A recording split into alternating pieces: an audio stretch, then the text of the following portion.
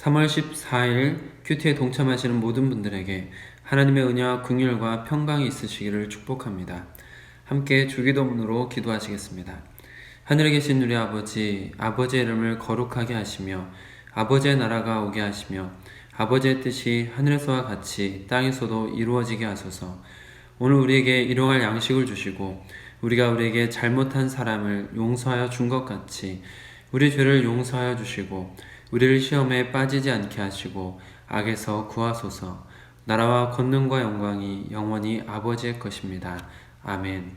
내 평생 사는 동안 함께 찬양하겠습니다.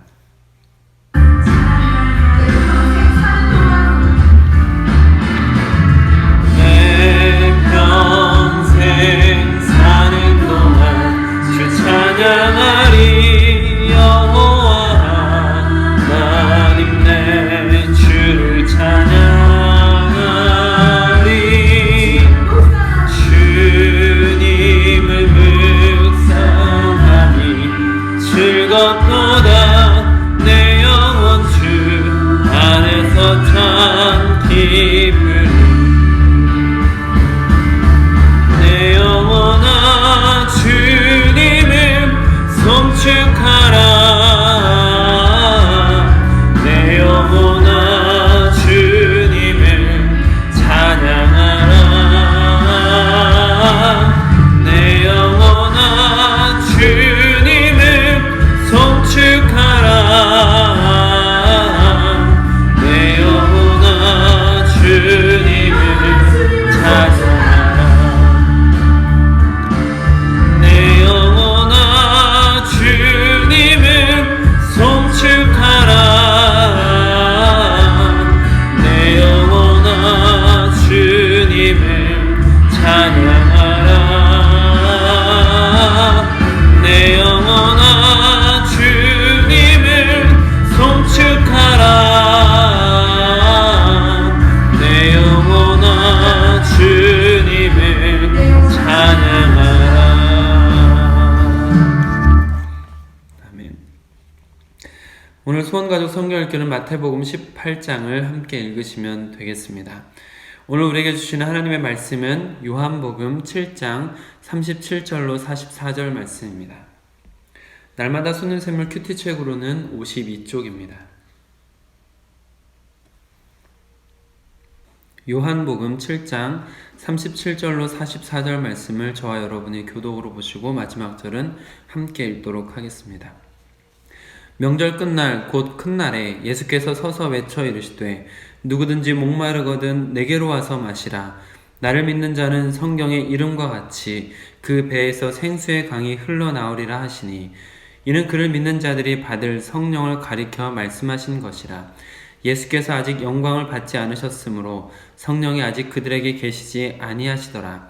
이 말씀을 들은 무리 중에서 어떤 사람은 이 사람이 참으로 그 선지자라 하며 어떤 사람은 그리스도라 하며 어떤 이들은 그리스도가 어찌 갈릴리에서 나오겠느냐.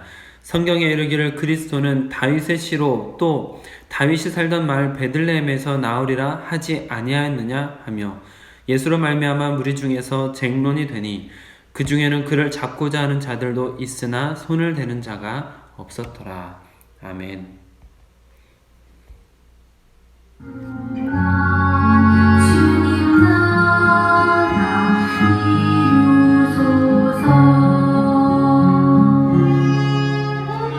이 말씀 따라 사는 동안 지치지 않게 하시고 이 말씀 따라 사는 동안 주님 나라 이루소서. 아버지 하나님, 아침에 우리로 하여금 주의 인자한 말씀을 듣게 하여 주시옵소서. 우리가 다닐 길을 알 수 있도록 허락하여 주시옵소서. 하나님께서 허락하신 이 하루가 헛되이 흘러가지 않고 주님 안에서 아름답게 쌓여갈 수 있도록 우리를 인도하여 주시옵소서. 우리 주 예수 그리스도의 이름으로 기도드립니다. 아멘. 오늘은 주어진 본문 말씀을 중심으로 누구든지 목마르거든 이라는 제목으로 여러분들과 받은 은혜를 나누도록 하겠습니다. 이스라엘에는 3대 절기가 있습니다. 무교절, 맥주절, 수장절이 그 3대 절기입니다. 절기는 각각 중요한 사건을 기억하고 기념하는 의미들로 지켜집니다. 그 중에 수장절이라는 절기의 경우는 가나안에 정착한 후에 하나님께서 지키게 하신 절기인데 1년의 추수를 마치고 곡식을 저장하게 됨을 감사하며 지키는 절기입니다. 동시에 새로운 한 해를 인도하시기를 기원하는 마음을 담아 지키는 절기가 수장절입니다. 그런데 이 수장절이 초막절로도 불립니다. 이스라엘 백성이 출애굽 이후에 가나안 땅에 들어가기 전 40년 동안 광야 생활을 하면서 초막에서 지냈던 때를 기념하는 것입니다. 지금도 이스라엘 어린이들이 좋아하는 절기라고 제가 알고 있는데 종려나무 잎과 잎이 무성한 가지들로 지은 얇은 천막에서 7일 동안 생활하는 것입니다. 그래서 초막절이라고도 불리고 장막절이라고도 불립니다. 추수감사절의 의미를 담은 수장절이나 초막 생활을 기억하는 초막절, 장막절들이 사실은 같은 하나의 절기인 것이죠. 바로 그 초막절, 수장절, 장막절이라고 부르는 절기가 오늘 말씀의 배경이 되는 절기입니다. 37절입니다. 명절 끝날 곧 큰 날에 예수께서 서서 외쳐 이르시되 누구든지 목마르거든 내게로 와서 마시라. 초막절 의식을 조금 살펴보면 매일 아침 제사장이 금으로 만든 물단지를 가지고 실로암 연못에서 물을 길어와 제단에 부어 바칩니다. 광야 생활 중에 물이 없을 때 반석에서 생수를 주신 하나님을 기념하는 의미가 담겨져 있습니다. 이어지는 보리 파종 시기에 필요한 비가 오기를 소원한 것이라고도 합니다. 그렇게 제사장이 금으로 만든 물단지를 가지고 실로암 연못에서 물을 길어올 때 수많은 사람들이 함께 환호하며 맞이합니다. 제사장들은 은나팔을 불었으며 다른 제사장들은 이사야 말씀으로 찬송을 하였다고 합니다. 이사야서 12장 3절 말씀입니다. 그러므로 너희가 기쁨으로 구원의 우물들에서 물을 기르리로다. 제단에 물을 부을 때는 레위인들이 시편 118편을 찬양했고 제사장들이 여호와여 구하옵나니 이제 구원하옵소서, 여호와여 구하옵나니 이제 구원하옵소서를 외치면 모든 회중들이 종려나무 가지를 흔들며 시편 113편부터 118편으로 만든 할렐송을 부른다고 합니다. 초막절 마지막 날은 또 특별하게 지키는데 큰 구원의 날로 지킵니다.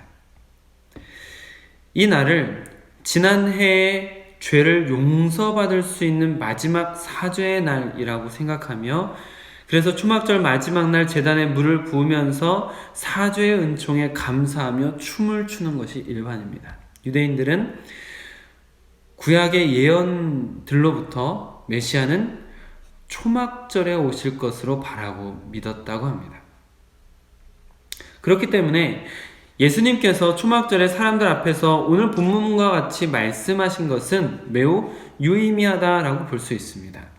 매일 아침 실로암 못에서 제사장이 물을 길러올 때 반석에서 물을 내시며 이스라엘 조상들을 먹이시고 살리신 하나님을 찬양하고 있는 그들에게 누구든지 목마르거든 내게로 와서 마시라. 광야 생활 중에 하나님께서 물을 주셨던 그 사건을 기억하고 기념하고 있는 그들에게 예수님께서는 지금 누구든지 목마르거든 내게로 와서 마시라 라고 말씀하신 것이죠. 이것은 예수님께서 영적 목마름을 해결하시는 분으로서 믿는 자들을 영원히 살게 하실 그리스도이심을 선언하고 계시는 것입니다. 동시에 명절 끝날, 곧 큰 날이라고 표현된 그날, 하나님께 사죄 요청을 구하며 죄를 용서받는 명절로 지킨 그날에 인류의 모든 죄를 대속하여 십자가에서 죽으실 예수님께서 인간들의 영원한 죄를 단 한 번의 십자가 제사로 영원히 속죄하실 것을 나타내는 것이기도 한 말씀들이다라는 것이죠. 또한 39절을 보시면 이는 그를 믿는 자들이 받을 성령을 가리켜 말씀하신 것이라. 예수께서 아직 영광을 받지 않으셨으므로 성령이 아직 그들에게 계시지 아니하시더라. 이 말씀은 이 요한이 부연 설명으로 붙인 말씀입니다. 예수님을 통한 대속의 은혜, 그리고 이어지는 영적 해갈의 기쁨이 예수님께서 십자가 사역을 마치신 후에 승천하시고 성령 강림 사건 이후에 일어난 일이기 때문에 요한이 부연해서 설명을 붙인 것이죠. 요한은 사도행전 2장의 오순절 성령 강림 사건을 경험한 이후에 예수님께서 오늘 초막절에 말씀하신 이 말씀하셨던 것들이 온전히 깨달아졌고, 그래서 요한복음을 쓸 때 부연 설명을 붙인 것입니다. 결국 예수님을 통해서 성령을 경험하게 되고 성령을 통해 영적 해갈을 경험하게 된다라는 것을 깨닫게 된 것이죠. 그런데 오늘 성경 내용에서 볼 수 있듯이 예수님의 이와 같은 말씀을 통해서 사람들 사이에서는 쟁론이 일어났습니다. 예수님을 그리스도로 믿는 마음으로 이 사람이 참으로 그 선지자라 하기도 했지만, 어떤 사람들은 그리스도가 어찌 갈릴리에서 나오겠느냐며 여전히 예수님을 믿지 않았습니다. 이 모습을 보면서 이런 생각을 해보았습니다. 우리가 만약 하나님께서 하시지 않으면 할 수 없는 기적을 일으키는 예수님의 모습을 직접 보고 하나님의 말씀들을 바르게 해석하여 주시는 예수님의 이와 같은 말씀들을 직접 듣게 된다면, 우리가 직접 듣게 된다면, 보고 듣게 된다면 기쁨으로 예수님을 믿고 영접할지, 아니면 예수님 앞에서 우리도 의심하고 논쟁할까 라는 생각을 해보게 되었습니다.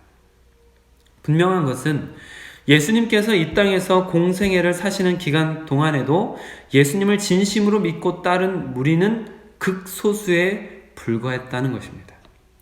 대부분은 기적적인 일들에는 환호했지만 금방 식어버렸고 의심하며 논쟁했고 심지어 예수님을 죽이는데 앞장선 사람들이었다라는 것이죠. 우리는 과연 어떤 모습으로 예수님을 맞이할까요? 예수님께서는 분명히 누구든지 목마르거든 내게로 와서 마시라 라고 말씀하시면서 누구든지 제한 없는 초청을 하고 계십니다. 그리고 그 초청을 받아들이고 예수님을 영접하는 자들에게는 하나님께서 주시는 사죄의 은총을 경험하고 성령을 통한 영적 해갈의 은혜를 경험하게 된다고 말씀하십니다. 사랑하는 성도 여러분, WHO는 전 세계 전염병 대유행을 의미하는 팬데믹을 선언했고, 코로나19 바이러스는 인간이 손쓸 틈도 없이 전 세계에 공포를 심어주고 있습니다. 우리는 지금 유례없는 바이러스 문제로 인하여 공예배를 드리기 힘든, 아니 드리지 못하는 상황에 있습니다. 눈에 보이지도 않는 바이러스가 전 세계 사람들을 옥죄고 있습니다. 설상가상으로 사스, 메르스에 이은 코로나19 바이러스와 같은 문제들이 앞으로 더 무섭게 이어지지 않으리란 보장이 없는 상황입니다. 이렇게 육체적, 정신적으로 힘든 시기에 영적으로 나태해지고 병들어가는 분들이 많이 계실 것 같은 상황이라 더욱 안타깝습니다. 공예배를 드리지 않기 때문에 일주일에 한 번 주일 예배에 의존하던 분들은 이런 식의 신앙적 위기가 찾아올 것 같습니다. 개인이 스스로 기도하고 예배하는 습관이 없던 분들에게는 신앙적 공황 상태도 경험하게 될 것 같다라는 생각이 듭니다. 우리는 사회적, 경제적, 육적, 정신적 뿐만 아니라 영적 위기, 총체적 위기를 경험하고 있다는 생각이 듭니다. 인간 관계의 단절, 경제 활동의 중단, 신앙생활의 시련 속에서 여러 종류의 목마름을 경험하고 있습니다. 그렇기 때문인지 누구든지 목마르거든 내게로 와서 마시라 라는 이 예수님의 초청이 심금을 울리고 성령을 통한 해갈의 은혜가 더욱 절실하게 느껴지는 때인 것 같습니다. 사랑하는 성도 여러분, 우리 손으로 아무것도 할 수 없는 이런 때일수록 하나님의 손이 필요합니다. 그래서 우리는 더욱 기도해야 합니다. 하나님께서는 얼마든지 하나님의 뜻대로 일하시지만 인간의 기도를 외면하지 않으시고 인간의 기도를 기다리셨다가 일할 때가 많으셨기 때문입니다.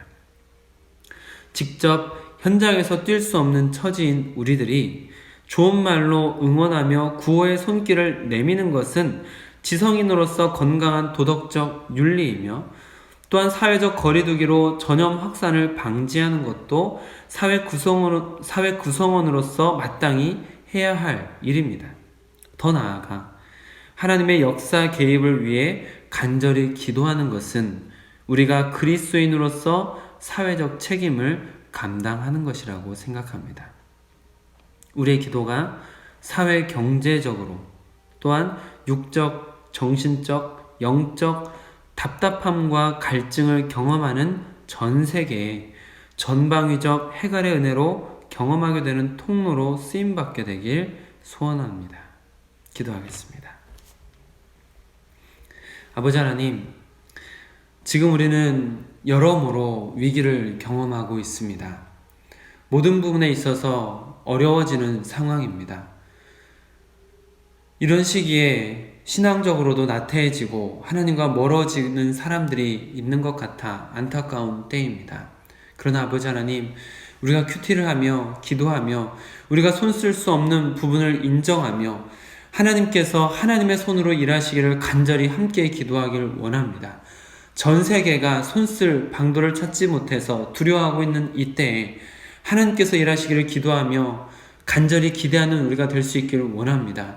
우리가 사회적으로 마땅히 해야 될 일을 감당하면서 그리스도인으로서 감당해야 될 사명도 감당할 수 있도록 허락하여 주시고, 바라는 것은 우리의 기도를 통하여 하나님께서 일하셨으면 좋겠습니다.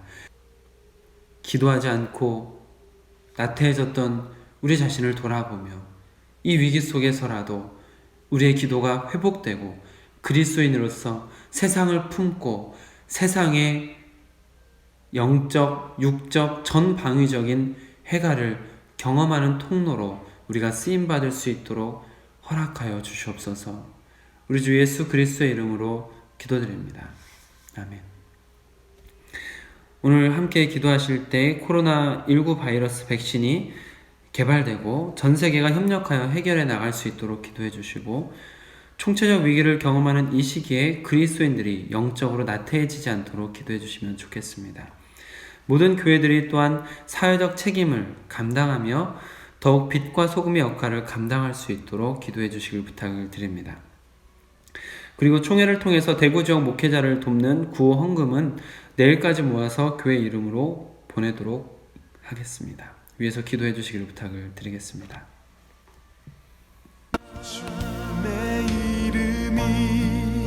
주님의 이름만이, 오직 주의 이름만 이곳에 있으리.